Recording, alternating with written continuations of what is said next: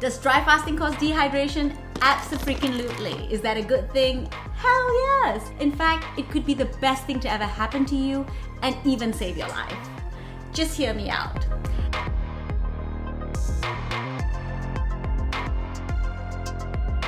Every single creature on earth needs water, and the human body is no exception.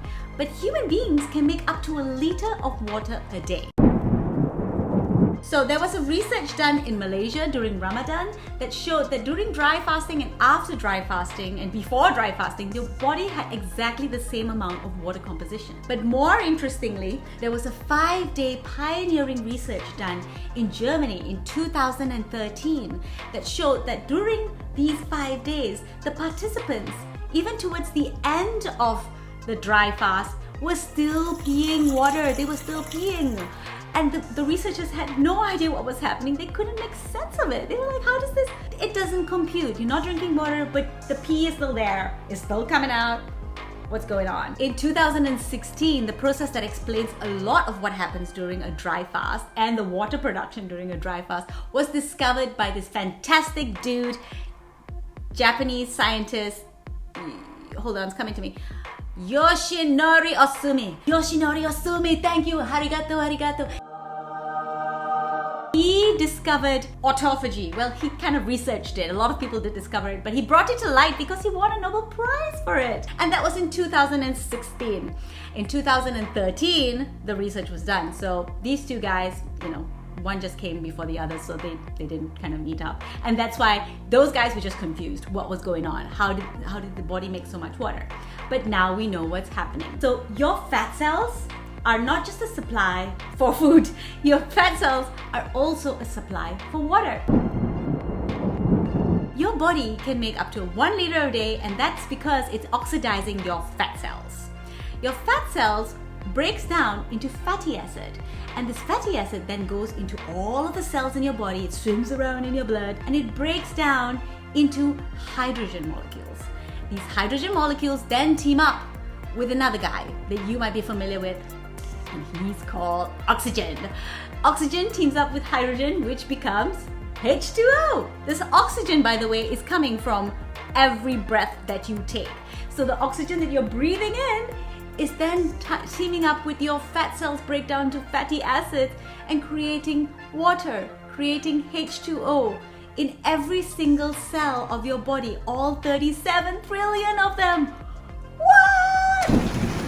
I know, it's crazy. But guess who does not have access to this water? All your parasites, your viruses, your funguses, your worms, your bacteria, all those guys who are just hanging out in your body, thinking it's a hotel, just eating all your food and drinking all your water that you were drinking before, they don't get access to this water-making internal process that your body has. So they shrivel up and they die, which is why it's such an amazing process to have dehydration in your body, because those little suckers die to death.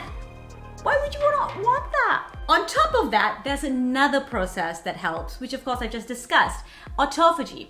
Autophagy is auto, self, phagy, eating, autophagy.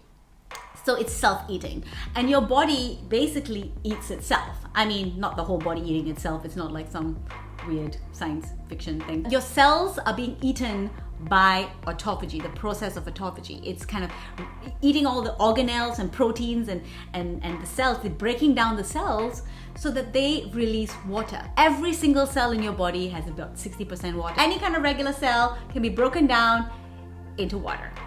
But your body is pretty smart. It's not just going to break down every single cell. It's going to break down all of the unhealthy cells, all of the sick cells, all of the useless cells, the skin, old skin cells, the skin tags, basically cells that are doing nothing. And these cells include renegade, crazy cells that have gone off and decided to just multiply like mad. And guess what those cells do? They become tumors. And these tumors can then become, you know what the word is, cancer! So when you dry fast and you get dehydrated during dry fasting, your autophagy levels spike and then they eat your cancer cells, which is why dry fasting can actually save your life. And that's why you should be dehydrated when you're dry fasting, so that you get all these amazing benefits and you will get younger and healthier and cancer-free.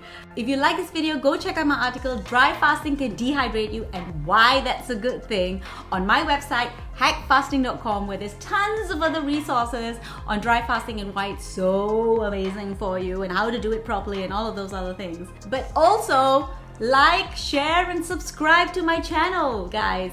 Put all of your comments below. Tell me what you think about dry fasting. Tell me what you think about dehydration during dry fasting. Did you feel dehydrated? Did you not feel dehydrated?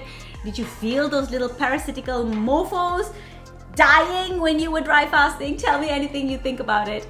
And look forward to seeing you guys soon. Bye!